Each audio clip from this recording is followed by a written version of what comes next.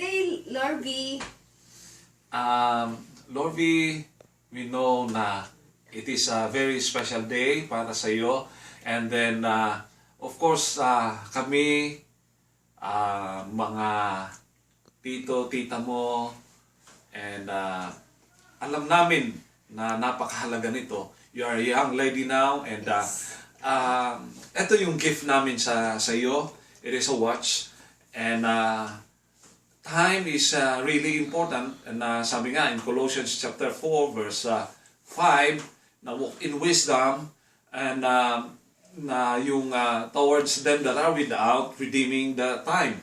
Kaya nga yung time represent din na kung gaano natin pinapahalagahan and don't waste yung ating mga days na in-spend dito at maybe na gamitin mo ang bawat oras mo dyan sa iyong pag-aaral, preparing para sa iyong future.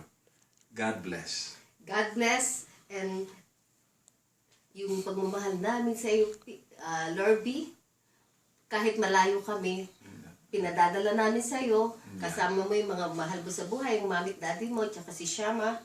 So, I hope you will enjoy your day. We love you. God bless. Bye.